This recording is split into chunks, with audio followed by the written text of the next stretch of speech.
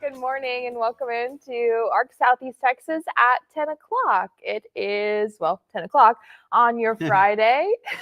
It is. But it's kind of late for us. So I'm honored to be here. I'm filling in for Jade, who is, I got so confused on this because, I thought I was hip when I said vake, and everyone says, no, it's vacay. But Jade Morrow is on vacate. But I think I have a point because when you fill out your timesheets at work, that segment of when you're on vacation, you're on vake. VAC? VAC. Okay.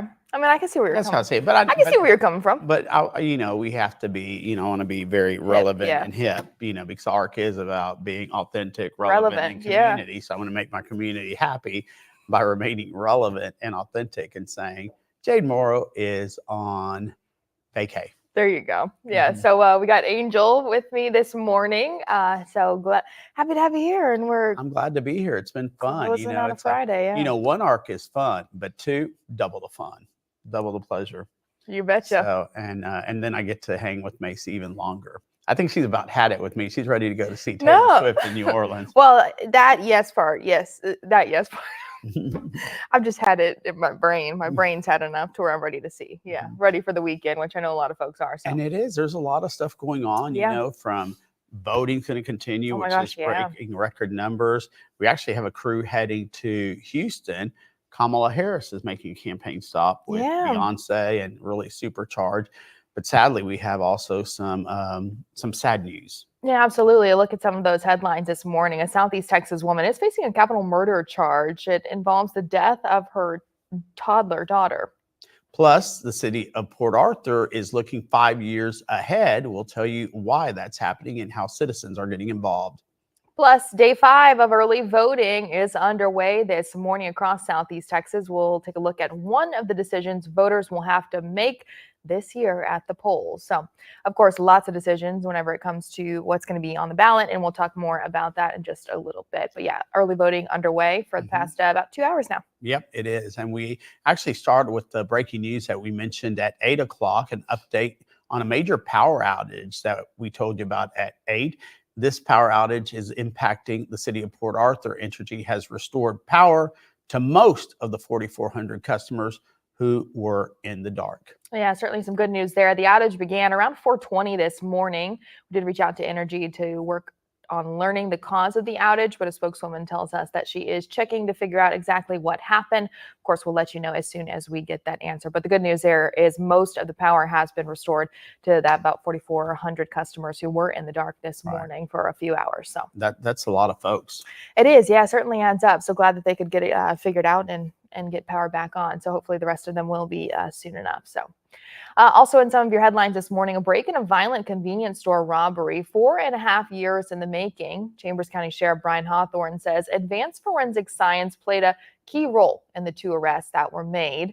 Edward Stanley and Eddie Robinson are jailed this morning. Their bond for aggravated robbery and theft, $300,000 each. The case goes back to March 28th of 2020 when the Chambers County Sheriff's Office says Stanley and Robinson entered the Country Boys convenience store on I-10 in Hankomer armed with pistols. In the late night robbery, they're accused of demanding money from the clerk. Investigators say a second victim leaving the restroom was ordered to the ground. Detectives say the robbers took cash, his keys, and stole his car. In the end, DNA was collected from the scene and the recovered stolen vehicle. That key evidence was processed through the combined DNA index system known as CODIS. 4.5 years later, they got a match thanks to forensic science. And now to that shocking crime that happened in Galveston, a Southeast Texas woman facing a capital murder charge in the death of her daughter. And a warning, some of you may find the details of what happened disturbing. 30-year-old Chanel Yonko is jailed this morning without bond in Galveston County, charged with the capital murder in the death of her daughter, 17-month-old Hannah. If convicted, Yonko could face the death penalty. When police questioned her, she refused to say anything, not even when they asked her her name. But the district attorney says they have surveillance video that shows what happened.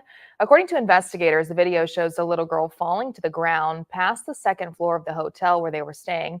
DA says the mother deliberately dropped her daughter from the third floor balcony of their room. First responders found the toddler bleeding and unresponsive on the ground. She died at a hospital. Police also discovered 3 puncture wounds on her back, possibly stab wounds. When police searched the mother's hotel room, they discovered a bag containing a knife, plastic sand toys, unused diapers, and unopened kids' snacks. A man found the little girl before first responders arrived. Police say the mother was crying when they found her prior to her arrest. She was asking for help and saying something about her daughter being sick. A man investigators linked to the post-prom shooting in Jasper County is going to jail for other crimes while he awaits trial in that high-profile case. Wednesday, the judge sentenced Cameron Hartsfield to 5 and 11 years for separate Jasper County shootings in 2022 and in April of last year. That shooting on April 23rd took place on the same day as the post-prom shooting. About 250 people were at that post-prom party on County Road 263 when shots rang out. Nearly a dozen teenagers were wounded, but amazingly, none of their injuries were life-threatening. Well, the Newton County Sheriff's Office is revealing new information about the death of Sierra Westbrook. The sheriff says a medical examiner has ruled her death accidental due to methamphetamine toxicity. Her body was found in August, lying in a driveway in Deweyville. A Facebook post someone made at the time said there was blunt force trauma. Yesterday, the sheriff called that a false narrative and said it hindered the investigation. The Department of Public Safety is investigating a crash that killed a man in Tyler County. State troopers say a pickup truck and SUV collided Wednesday morning around 7 on Highway 92, just north of Fred. 62-year-old Thomas O'Kane of Fred was driving the SUV. He died at the scene. 24-year-old Shiley Eddings of Silsby was behind the wheel of the pickup truck. She was taken to a hospital. The DPS says her injuries are not life-threatening. Well, day 5 of early voting resumed this morning at 8 o'clock across Southeast Texas. And so far, really, voters have been turning out in record numbers to voice their choice. One of the decisions voters have to make is in the race for sheriff of Jefferson County. Incumbent Zena Stevens facing a challenge from Stephen Broussard. Voters at Rogers Park probably noticed both candidates campaigning yesterday outside that early voting location. Now, if reelected, Sheriff Stevens says she would be serving her 3rd term as sheriff. Stevens has 35 years of law enforcement experience and says she's actively involved in the community through nonprofits like Gift of Life or the Walk to End Alzheimer's. She says she's already done the job and knows what the sheriff's office needs to keep doing to serve the community effectively. Her opponent, Stephen Broussard, says he has 35 years in law enforcement as well, 25 of them with Jefferson County. He says he would be a constitutional sheriff looking to improve the department through what he calls better treatment of employees and more grant programs to offset spending. He says he's managed up to 600 employees in the private sector and has the experience to run the sheriff's office. Both candidates believe they are the best person for the job. And just a reminder, early voting continues through November 1st. A full breakdown on the views each candidate expressed in their interviews will be available on fox4beaumont.com.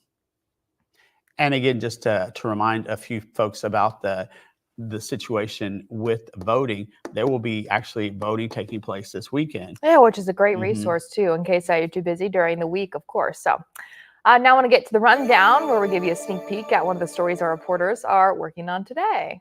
Fox 4 reporter Maya Caleb is in the newsroom and she's here to tell us what she's working on. So this year, early voting numbers have been up, and one reason why that may be is because of local pastors encouraging their congregations to go out and vote. And this Sunday, they will be encouraging their congregations to move from the pews to the polls. And I'll be talking with one Beaumont pastor about the importance of participating in elections. Thank you, Maya. And you can watch her report on Fox 4 at 5:30, also on CBS at 5 and 6, KFTM, that is. So one of Houston's and the world's biggest stars is hitting the campaign trail herself. Yeah, Beyonce is going to join Vice President Kamala Harris at a rally in Houston tonight. Harris's team has reportedly been working to negotiate a joint appearance since the campaign got permission to use Beyonce's hit song Freedom as its official anthem. Harris's remarks are expected to focus on women's reproductive rights. Our cameras will be rolling during the rally, and we'll have our reporter Sydney Ferguson be in Houston with a wrap-up from the big event later tonight. A lot of news for this Friday. Yeah. Well, the city of Port Arthur is looking 5 years ahead, and it wants input from you, the citizens. That's right. The city hosted 3 strategic planning community forums that allowed residents to provide input on Port Arthur's 5-year plan. They voiced concerns and offered ideas about crime, infrastructure, business development, and other topics, and what the city should prioritize. The South Texas State Fair is still 5 months away, but last year's fair is still making a difference today in our community. The Young Men's Business League puts on the popular event, and yesterday it donated $10,000 to the 100 Club of Southeast Texas and $12,500 to the American Cancer Society.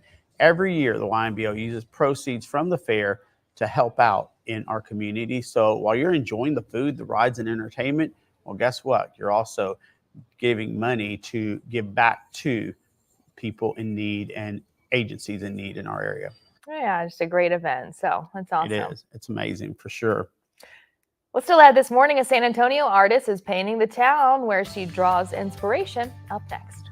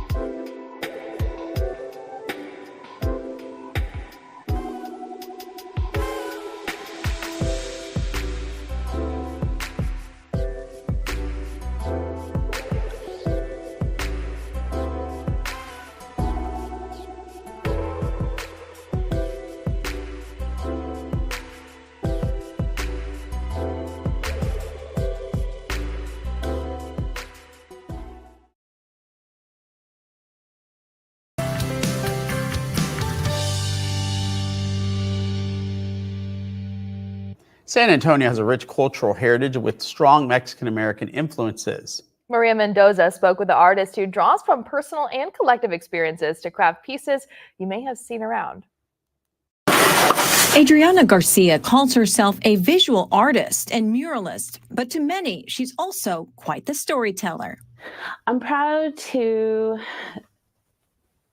get the opportunity to reflect the culture that I see around me. Garcia is behind such works as a mural at San Pedro Creek Culture Park and Ramirez Park. The faces and the people who have given me love, who've supported me. I see a lot of dignity in my own family history, and in my work, I will try to reflect that dignity and that love. She's also on the city's list for public artists. Garcia feels public art, especially murals, create a visual dialogue that highlights the achievements, contributions, and struggles of Hispanic communities. And with so much growth happening in the city, she says murals transform blank walls into platforms for cultural exchange. Growth is happening very fast, but we can't forget about people who've been here for a while. Art has the power to inform and to inspire. But people, policymakers have the power to do. And when she's not incorporating vibrant colors, traditional motifs, and modern elements onto a public space, Garcia is also storytelling through pictures in children's books. She's continuing the conversation about identity and heritage and the future of San Antonio to littles with simple pictures and words. Creating with emotion and love, and that's how it comes out. From the West Side, Marisa Mendoza, Fox, SA. Well, big events coming soon, Dia de los Muertos or Day of the Dead. And we have two guests, James Tyler and Elena Herman, who will be live to explain.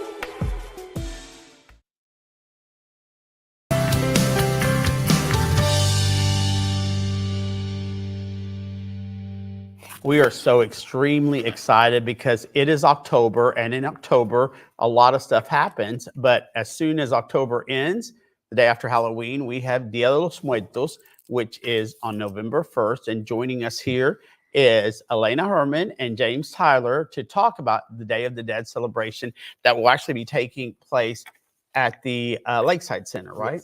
Yes. So, well, first, James, tell us, because you're the manager up there, a lot of good stuff happens at the Lakeside Center. Oh, yes. And we are adding things each month.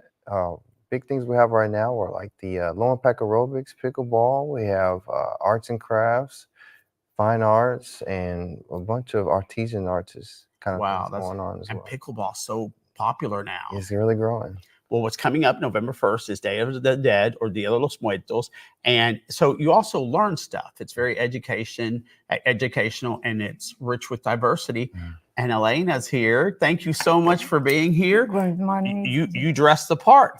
You got the skull necklace, the skull earrings, Yes. and the necklace, and then the flower.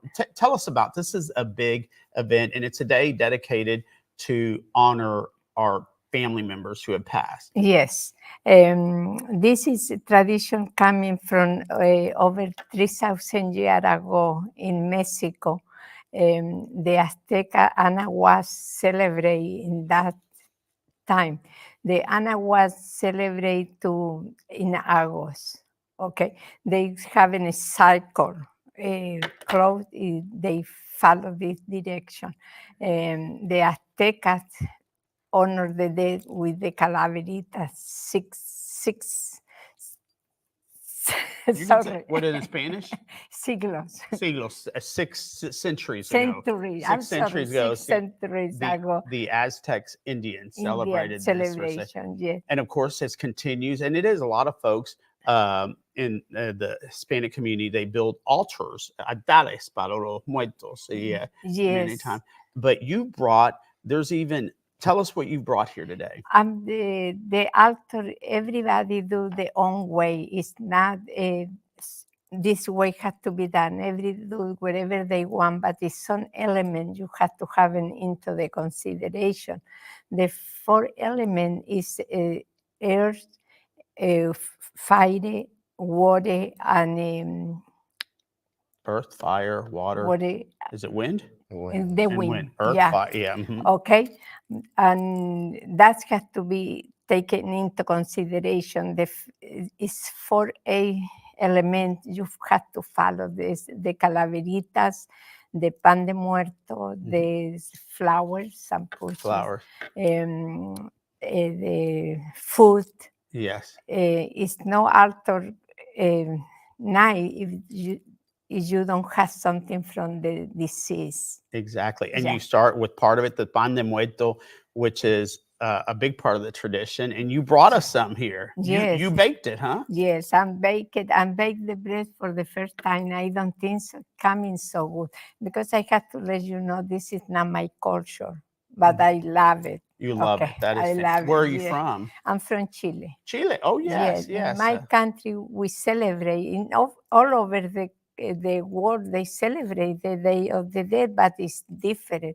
Mhm. Mexico is unique.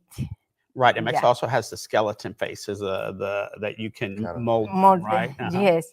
In the event, we're going to have another calaverita. We're going to Calaverita, have, yeah. yes. uh-huh, mhm. We're going to have sugar calaverita, what is the more traditional Right. for the Mexican celebration. And James, I know, tell the folks, is it open to the public? Yes, Lakeside is open to the public. It is Monday through Friday, 7:30 to 4.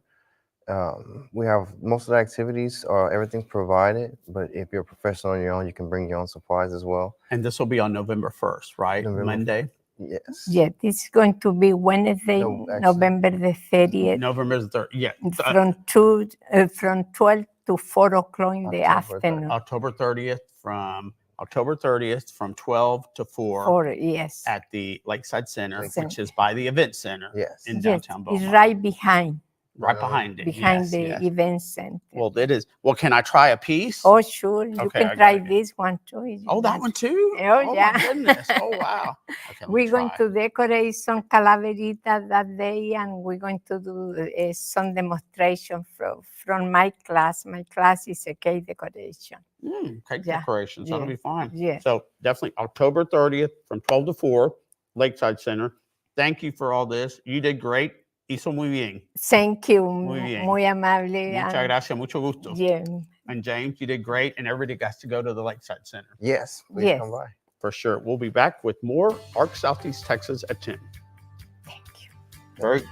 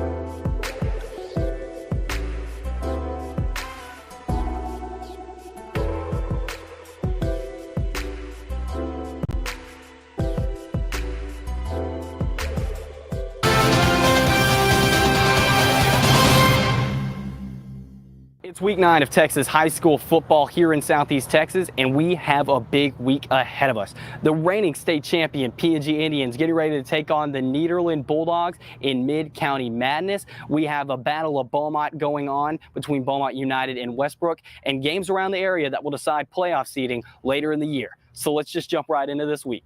Starting off with our game of the week, we have a battle for the Bum Phillips Bowl trophy. If you look behind me now, the field is empty and the stands are calm, but that will not be the scene here in a few hours as P&G gets ready to defend their title as the reigning Mid-County Madness champions here in Port Neches against the Nederland Bulldogs. But the Bum Phillips Trophy is not all that's on the line. Both these teams are 4-0 coming into this one, fighting to finish first at the end of the season. The Indians are averaging 44.7 points per game and have outscored their opponents 22.2 points per game this year. P&G has had Nederland's number in the past few matchups, winning 9 of the last 14, including a 41-16 win last season at Bulldogs Stadium. However, this isn't the Bulldogs of the past. This is the Scott Rich Bulldogs. Nederland is off to their best start since 2021, currently sitting at 6-1 on the year. Their running back Hubert Thomas has been lights out for the Bulldogs this season and should give them the firepower they need to keep up with P&G's offense. Nederland will be looking to win their first Mid-County Madness since 2021. We got another big Southeast Texas rivalry as the Westbrook Bruins prepare to take on the Beaumont United Timberwolves in the Beaumont Bowl. Beaumont United is fighting for their first district win of the season, their last win coming over a month ago against Jasper. The Timberwolves are defending their title as the Beaumont Bowl champions after winning the trophy for the first time in 5 matchups.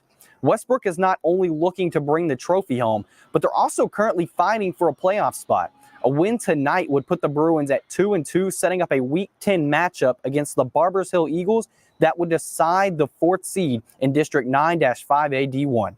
Westbrook had won all 4 games against the Timberwolves until last season's 16-6 loss, so expect the Bruins to come into this game fueled on stealing the trophy back. Next, we have a big district matchup as the Bridge City Cardinals hit the road to take on the LCM Battling Bears. Bridge City is a perfect 7-0 on the season coming into this one. They have dominated on both sides of the ball, scoring 38.4 points per game while only allowing 12 points per game. A win in this one would put them at 5-0 in district play, leaving them in striking distance of their first district championship since 2016. But LCM is also battling for the first place spot in that district. They're currently 3-1 in district, outscoring their last 2 opponents 73-23. The Battling Bears haven't lost to the Cardinals since 2016, so they look to keep that streak alive. Memorial will look to defend home turf against the Lufkin Panthers later tonight. The Titans are currently sitting at 3-1 in district play, and a win over the Panthers would put them in a battle for a top 2 seed in district. Second place, obviously not as sweet as first, but still guarantees a home playoff game for teams in 5A. Memorial has averaged 34.6 points per game, but they're going against a defense that has held teams to just 10 points per game. Memorial is currently a perfect 4-0 at home this year, meaning a win would not only improve their home record, but would also set them up for a chance to defend that streak in round 1 of the playoffs. Last, we have the Mustangs from West Orange taking on the Tigers in Silsbee. Silsbee is the reigning district champs, but their loss to Hampshire Finette earlier in the season makes this game a must-win if they want a chance to repeat. The Tigers are coming off of a 44-3 win against Tarkington, meaning they are coming into this one hot, but not quite as hot as the Mustangs. West Orange Stark is currently on a 5-game winning streak, sitting at 6-1 on the year. They're averaging 36.9 points per game, so the offense will give the Tigers a tough battle. A win for West Orange Stark would likely set up a Week 10 battle for first at Hampshire Finette. That's going to wrap it up for this week of high school football in Southeast Texas. To watch these highlights, you're going to have to tune in to KFDM tonight at 10:35 after the late news. Big night for some Friday night football. Huge. It's so exciting. It was sold out in 6 minutes. 6 minutes, yeah, which is crazy. Which So, you've been to a couple. Yeah, because my godson Jensen played in the team that went to state the first time, and they lost at state, but then the next year they won it all. So it's been exciting. So you're just you kind of get hooked. You're excited for both teams, obviously, but I'm because of Jensen and connections. I'm a little bit partial to the Indians, but no, it's a very exciting. And because of so Jansen's dad, James, my best friend James Ware, he called me up. He said, "You going?" I said, "Yes." So he has season tickets. Oh, so fun. it'll It'll be be exciting. a fun game too. And John Kane, he's an Indian as well, our director. So Mhm. he'll somehow he works on football nights, but sometimes he always He finds a way. to sneak out and get there. So You got to, right? When it's Mid-County yeah, Madness. and I'm so proud of Cameron because this is his first time reporting it. I Yeah. mean, he went to P&G, and I know he's going to be very ecstatic. This is a big night because he knows people from both schools. Yeah. So It's kind of how it plays out a lot, right? With Mid-County Mhm, Madness, is everybody knows everyone. So it's like, There's oh, a lot of mixed marriages. And that's stuff what I like was going that. to say. Yeah. Who do you cheer for? But yeah, just a Exactly. whole lot of fun, and definitely a good rivalry here in Southeast Texas. A lot of fun. In fact, my first game of the season was actually a Nederland game because our boss, Darren Oh, Lehrman, yeah. his son heads up the drum line. So, Yep. you have a lot of A lot of friends ties, and yeah. support on both Yeah. communities. And then there's another one, as Beaumont Cameron Bowl. mentioned, the Beaumont Bowl, which is I covered that one last year. And fun. it was exciting because Beaumont Bowl had not beat Westbrook in a while. Mhm. And Yeah. they did so last year. So There we go. a lot happening. Lots going on. So be sure to tune in tonight on KFDM after the 10 o'clock show for that KFDM tailgate party, so you can get all the highlights and see who comes out on top this year. So it should be a whole lot of fun. Still to come this morning, we're talking about an exciting play that is headed to the Silsbee Little Theater. So stay with us.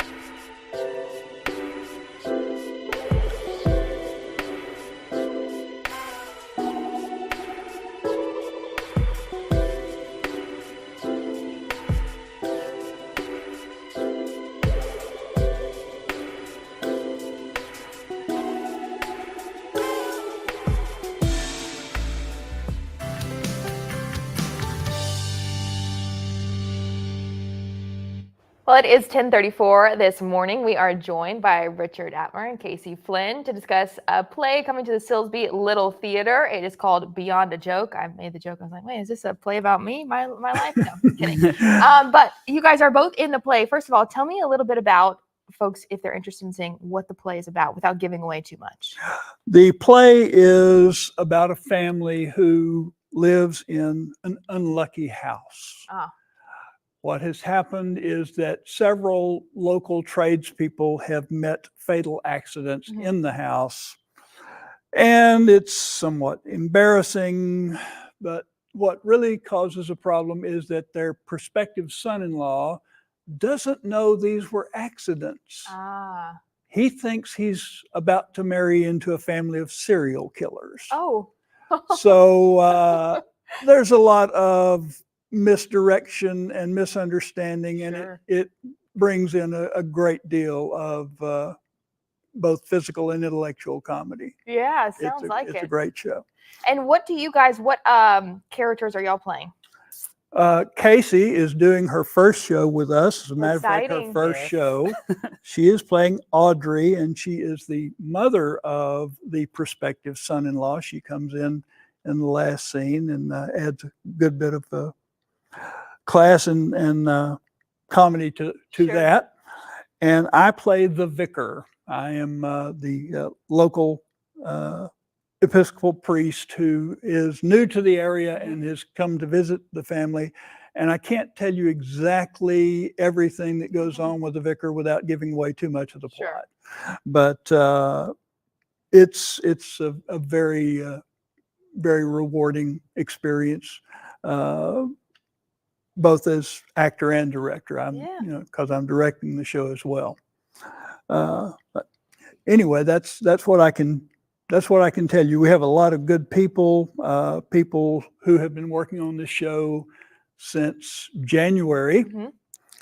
We have people who joined the cast in May, and we have 2 people who joined us 2 weeks ago. Oh, wow. So it's been it's been a great Yeah. great challenge to get everything done, Sure. and we've had some issues with people having to drop out due to illness and so forth. So we are really looking forward to doing these shows. We have 3 more performances tonight, and then next weekend, Friday and Saturday. Perfect. And it's going to be really, really great for the audience. We've had 3 good shows, and the audience has been just wonderful. Yeah. But we do want to pack the place Of if at all course. possible. We seat 80. It's a dinner theater. You get your dinner and the show all for $55, and it's an excellent meal. As a matter of fact, Casey's husband will be catering Oh, tonight nice. from Jimmy Nick's Inviter, Yeah. and we will have some of our other board members will be serving as waiters and or servers, should I say, as servers and as host and hostess and so forth. So it's really it's a long-standing tradition in Silsbee. Little Theater's been there for over 50 years. Yeah. And we're really hoping that this will entertain a lot of people, as well as to get the word out that we're there. Yeah, of And course. we want more people to get involved. It's something that we have thought we needed to do a better job of, was getting more people to know we're there and to come and be a part of it. Absolutely. Yeah. Sounds like a good, obviously a fun time too. Mhm. Dinner and a show. Can't ever go wrong with that. And Casey said this is first show, of course. What has it been like so far? I mean, you're a couple shows in. What's the experience been like? It's been busy. Yeah. It's busy backstage. So even if I come in on the last scene, Yeah. it's pretty busy. Yeah. And I mean, how cool is it too, whenever you get to look out and see a crowd, obviously, at such a historic place? Actually, I can't actually see them. The lights are too bright, so I can't see Yeah. the audience. So it's not really. That's probably a good thing That's sometimes, probably a good right? thing. Yeah, it helps with the nervousness and everything like that. Well, it sounds like fun. Sounds like a good show. So folks who are interested in going, you guys have already done a couple shows, Mhm. but again, one tonight and then a few more as well. The 1st and 2nd, November 1st and November 2nd. 1st and 2nd. And for folks who do want to go to the show, how do you get They tickets? get tickets at, We've got it right there at the bottom screen. www.silsbeelittletheater.com. there you go, Yeah, all perfect. lowercase, SilsbeeLittleTheater.com. Tickets are available online only, because we have to know how many people are Right, of coming course. for a dinner theater. Sure. But we do have room for a few more. We know that. We're not Alright. sold out. We want to be sold out. And nobody's going to be disappointed. I can tell you that. Yes. I have a great group of people. Some like Casey with not a lot of experience, but a lot of interest and talent. John Marble is playing our lead. He had not done a show in many, many years. Hayden Harmon plays his wife, Jane. She's not done a show since she was in the 2nd grade, I believe she Oh, told wow. me. So this is Yeah. this is a big thing for her. One of our more experienced performers, one of my former students, Misty Doucette, plays the aunt. My son and daughter-in-law play the loving couple, Jeff and Sally. We have Casey playing Audrey. I play the vicar. And then we have Noah Story, who is out of Bridge City and has done some really good work. We have some really fine Yeah. talent in the area. He's playing Edgar, who is Audrey's husband. And then we have Aubrey Durant, who is doing our lights and sound. Yeah. And they were both kind enough to join us just recently, and we're really thankful for having them with us. We also have a local semi-celebrity, Jerry Joe Wilkerson, who has been very helpful to the Little Theater over the years, Yeah. and he's playing the dead body. Oh, there you go. So he's it's been hard learning Good his role. lines. Yeah, Yeah. I'm sure. Yeah. But he's Certainly. got them. But Yeah. he's got them down. Yeah. But it's a fun show.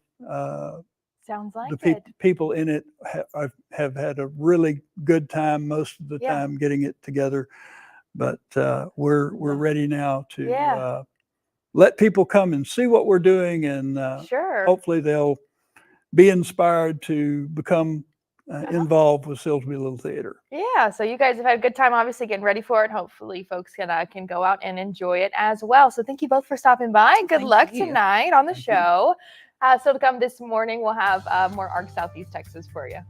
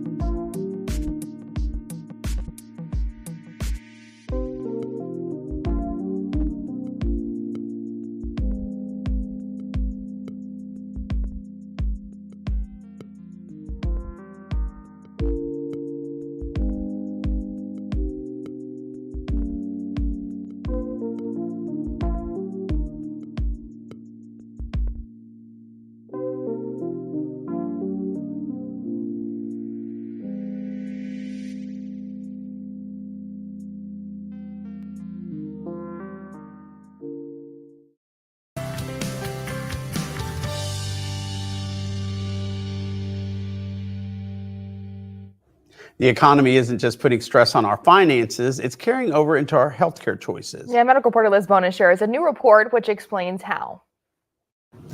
Hey there, hello to you. The report shows 1 in 3 of us plan to skip doctor's appointments to try and save money within the next year. Of the doctors we intend to skip most, the dentist.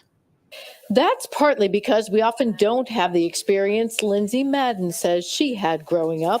So when did you start going to the dentist? Well, interesting. My mom was actually a pediatric dental assistant all my life. And so from an early age, I was always in the dental chair and learning the importance of dental health. Dr. Gregory Pohl of Kentucky's Buttermilk Family and Cosmetic Dentistry says most of us only see a dentist in crisis. Dentistry is always about three things. You know, it's fear, anxiety, cost, and then trust barriers. So those are the things that inhibit people from coming. So I'm not surprised that that number is what it is. The report found 32% of us plan to skip going to the doctor within the next year because we are worried about healthcare-related expenses. Skipping the dentist comes first, followed by the eye doctor, your general practitioner, your gynecologist, and the dermatologist. But before you skip what you think is a routine cleaning, Dr. Pohl says consider this. Generally speaking, if you have good dental health, you have good general health. It's likely due to the fact that routine cleaning, Dr. Pohl says, reduces risks for inflammation and infection. We try to avoid that if we can. And how do we avoid that? By 6-month checkups. You know, we catch something before it's a problem. And finding something before it's a problem is cost effective too. For example, this blue light screens for early cancer risk. And early intervention not only saves lives, it saves money. So as an adult, do you still go? Every 6 months, of course. Dr. Pohl says if you do have financial concerns about your dental needs, tell your dentist. Payment plans or seeing providers at dental training centers may be able to help reduce the odds that your health will take the hit.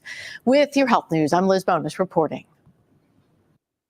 Still to come, we'll check in with Patrina Adger to talk about what's coming up at noon.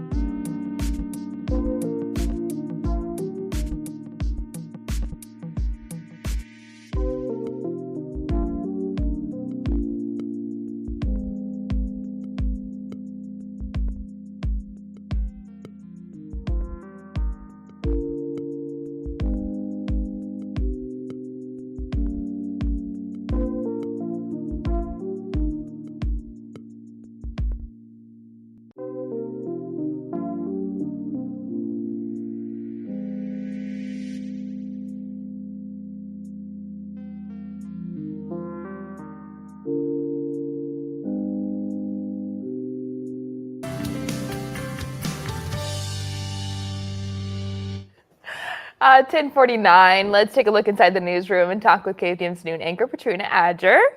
For a sneak peek into some of the stories that she's working on for noon today. Hi, Patrina. Hi, Angel and Macy. Happy Friday, guys. Yeah, this is what we're working on for the news at noon. We got both candidates coming into the Lone Star State today. Early voting continues on this 5th day. Again, both presidential candidates are here. Donald Trump will be in Austin and Kamala Harris will be in Houston. We will tell you exactly who will be joining them. Also, breaking news just coming into our newsroom. The CDC now says at least 75 people in 13 states have been sickened by the McDonald's E. coli outbreak. So we'll tell you in what states that's going to be affecting.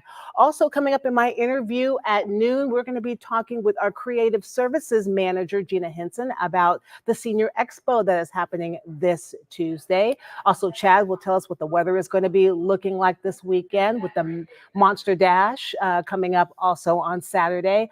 All that and more, and King of the Road coming up all at noon. Guys, back to you. All right. So if you're interested, of course, that's over on KFDM at noon. So also, we always hear there's not much to do in Southeast Texas, but There's a lot to do. especially this weekend, you've got, of course, we talked about the swamp tour we took with Eli Tate. If you are interested in a creepy creature wild ride or a tour of the Sabine River during the day, go to swampandrivertours.com. That one's a whole lot of fun. It was great. We had a blast. Yeah. And especially the night one, you know. Yeah, a it's little real bit cool. spooky.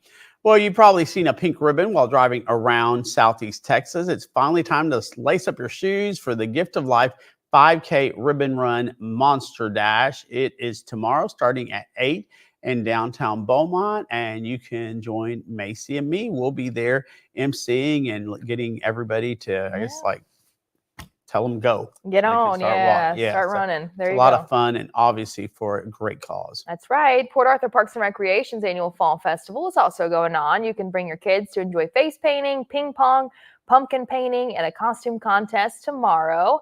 That's going to be at the Amos J. Evans Multipurpose Building from 4 to 8 p.m.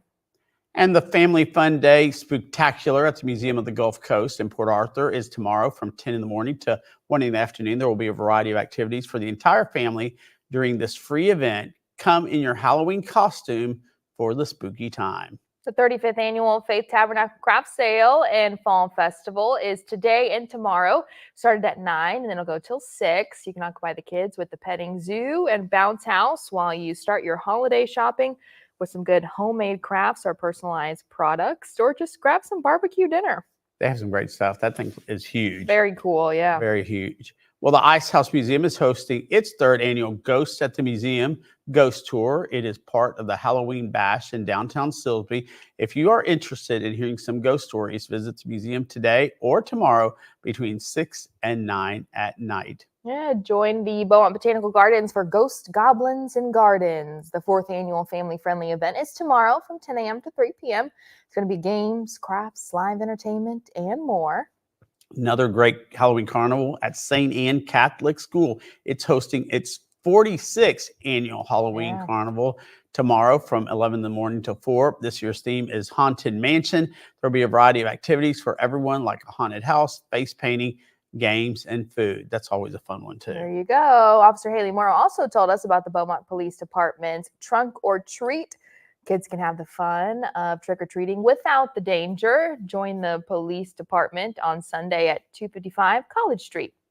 And during ARC at 8, we talked to former Councilwoman Bobby Patterson to talk about the Pews to the Polls event on Sunday. Early voting started this week, and we've seen some record numbers, but it runs until November 1st. And this weekend offers you a chance to vote on the weekend. And Sunday's a great day that Polls to the Pews encourages folks of all ages from college students to elderly folks to go after church. There you go. Well, still to come this morning, we'll talk about our question of the day.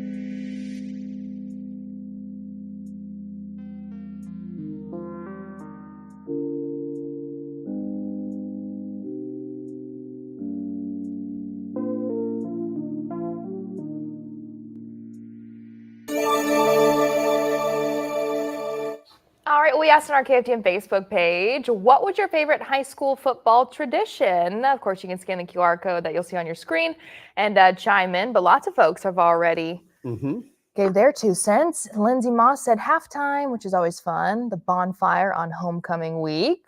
A lot of bonfires in the area. Yeah. Powder Puff games, that's right. And Lights Out halftime show, Jasper High School, the marching band under the direction of the one and only Travis. Oh, I missed that one. One and only Travis. You know who it is. Yeah. Someone said that at the end of the game, football and cheerleaders stand together and face the crowd for the fight song by the band. The original Beaumont Bowl when Central High School versus Westbrook. That was held at Cardinal Stadium at Lamar. It was standing room only. You got another homecoming bonfire. Starting practice at 12:01 midnight, hearing the marching band, the fight song, halftime entertainment. Yeah, there's always a lot that goes on. You got homecoming dance, you name it. Lots of good stuff that takes Pep place. rallies, of course. A lot of good ones in our area. Bonfires, pep rallies, bus trips to the game. Oh, those are always fun too, right? Yeah. Dances, homecoming, back to school shopping, going to the movies. Lots of fun. So be sure to go to our KFDM Facebook page and let us know.